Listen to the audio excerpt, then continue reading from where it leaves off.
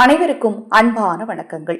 இது மகாபெரிவா ஆன்மீகம் YouTube channel. இந்த சேனல்ல தினம்தோறும் செய்ய வேண்டிய வழிபாட்டு முறைகளும் பூஜை முறைகளும், தந்திர யந்திர மந்திர மாந்திரீக பூஜை முறைகளை பற்றியும் தொடர்ந்து பதிவு செய்ய இருக்கிறேன். தொடர்ந்து பாருங்க.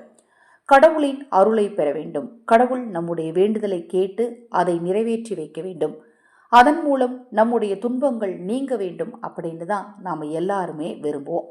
அனைவரும் தினமும் கடவுளை பிரார்த்தனை வழிபாடு செய்தாலும் நாம் செய்யும் பிரார்த்தனை வேண்டுதல்களை கடவுள் கேட்கிறாரா?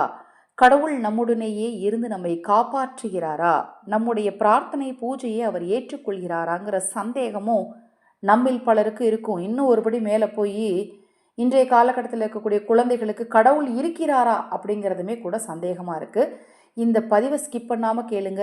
கடவுள் உங்களுடைய வேண்டுதலை எப்படி கேட்குறாரு அப்படிங்கிறத நீங்கள் தெரிஞ்சுக்கலாம். பதிவை பார்ப்பதற்கு முன் ஒரு சிறிய அறிவிப்பு. அக்ஷயபாத்திரம் உணவளிக்கும் திட்டம் ₹30 மட்டும்.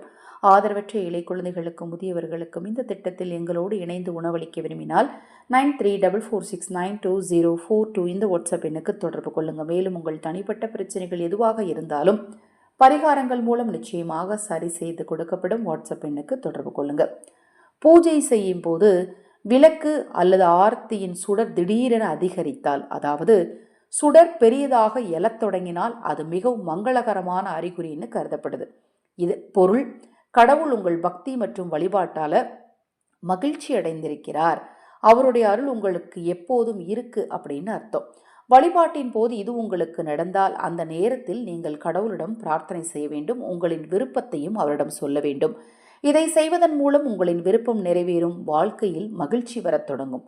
அடுத்தது, வழிபடும் போது எந்த காரணமும் இல்லாமல் உங்கள் கண்களில் இருந்து கண்ணீர் தானாகவே வழிய ஆரம்பித்தால் அது மிகவும் சிறப்பு வாய்ந்த அடையாளமாக கருதப்படுகிறது. இதன் அர்த்தம் கடவுள் உங்கள் பக்கத்திலேயே இருக்கிறார் அப்படின்னு அர்த்தம்.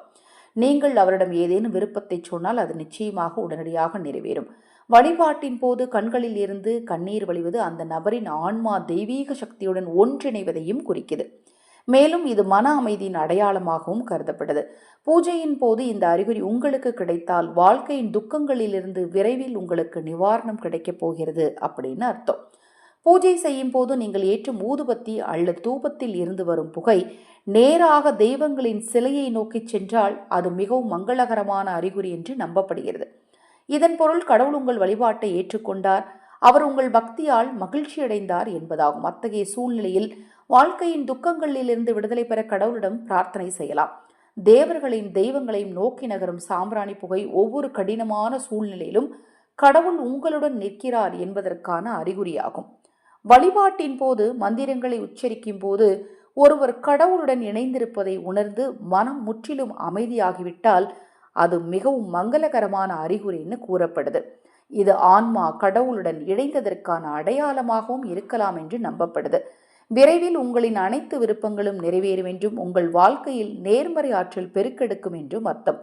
உங்களின் மனம் இதுவரை அறியாத உணராத ஒரு அமைதியை உணர்கிறது என்றால் இறைசக்தி உங்களுக்கு துணையாக உங்களுடன் உள்ளது என்று அர்த்தம். அடுத்தது பார்த்தீங்கன்னா, நீங்கள் வழிபடும் போது அல்லது முக்கியமான பிரார்த்தனையை முன்வைத்து உள்ளமுருகி வேண்டும் போது கடவுளின் சிலை அல்லது படத்திற்கு வைக்கப்பட்ட மலர் திடீரென உங்களை நோக்கி விழுந்தால் அது மிகவும் மங்களகரமான அறிகுறி என்று நம்பப்படுது. இதன் பொருள் கடவுள் உங்கள் வழிபாட்டில் மகிழ்ச்சி அடைந்து உங்கள் பக்தியை ஏற்றுக்கொள்கிறார் என்பதாகும். நீங்கள் உங்களின் வழிபாட்டினை பலனை விரைவில் பெறப்போறீங்கிறதுக்கு இது ஒரு அறிகுறியாகவே கருதப்படுது. வாழ்க்கையில் வெற்றியை அடைய முடியும் என்பதற்கான அறிகுறியாகவும் இது கருதப்படுது. வழிபாட்டின் போது இது உங்களுக்கு நடந்தால் உடனடியாக உங்கள் விருப்பத்தை கடவுளிடம் சொல்ல வேண்டும். இதை செய்வதன் மூலம் அவர் உங்கள் விருப்பங்களை உடனடியாக நிறைவேற்ற முடியும். உங்கள் வாழ்க்கையில் வரும் பிரச்சனைகளிலிருந்து விடப்படலாம். இப்போ நான் சொன்ன இந்த தகவல் நிச்சயமாக உங்களுக்கு பயனுள்ளதாக இருக்கும்னு நினைக்கிறேன். நிறைய பேருக்கு இருக்கக்கூடிய குழப்பம், நாம் சாமி கும்பிடுறோம், மந்திரம் சொல்கிறோம், எந்திர பூஜை பண்ணுறோம், கோயிலுக்கு போகிறோம், எல்லாம் பண்ணுறோம், ஆனால் கடவுள் நாம் சொல்கிறத கேட்டாரா அப்படிங்கிற டவுட்டு. இப்போ நான் சொன்ன விஷயங்கள் உங்களுக்கு வாழ்க்கையில் நடந்திருந்தது அப்படின்னா கண்டிப்பாக உங்கள் பிரார்த்தனைகள் கடவுளின் செவிகளுக்கு கேட்கப்பட்டது அப்படின்னு அர்த்தம். உடனடியாக உங்களுக்கு அடுத்த சந்தேகம் வரும், அப்போ எதுக்குங்க எனக்கு இந்த கஷ்டம் வருது? கர்மாவின் அடிப்படையில் தான் உங்களுக்கு பலன்கள் கிடைக்கப்படும். நீங்கள் சொன்னதை கடவுள் கேட்டுக்கிட்டார். உங்களுக்குன்னு ஒரு கர்மா இருக்கும் இல்லையா, அதை கூட்டி கழிச்சு அதற்கேற்றார் ஒரு பலனை உங்களுக்கு கடவுள் கொடுப்பார் அப்படின்னு சொல்லப்படுதுங்க. இது போன்ற எண்ணற்ற ஆன்மீக தகவல்களை தெரிந்து கொள்ள நம்ம சேனலை சப்ஸ்கிரைப் பண்ணிக்கோங்க. தெய்வம் உங்கள் பக்கத்தில் இருந்து உங்களை எப்படியெல்லாம் வழிநடத்தும் அப்படிங்கிறத இன்னொரு பதிவு மூலம் பதிவு செய்கிறேன். தொடர்ந்து பாருங்கள். இப்போ தான் முதன் முறையாக பார்க்குறீங்கன்னா சப்ஸ்கிரைப் பண்ணி பக்கத்தில் இருக்கிற பெல் பட்டனை மறக்காமல் கிளிக் பண்ணிக்கோங்க.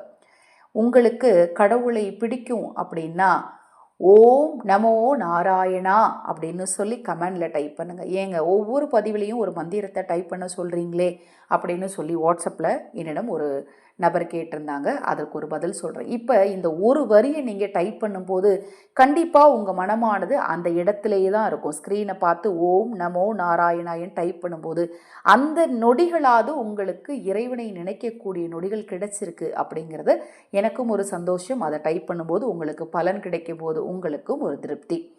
அனைவருக்கும் எனது அன்பு வணக்கங்களை கூறி இந்த பதிவினை நிறைவு செய்து கொள்கிறேன். ஹரஹர சங்கர ஜெய ஜெயசங்கர மகாபெரியவா திருவடிப்பாதம் சரணம் சரணம். நல்லதே நடக்கட்டும்.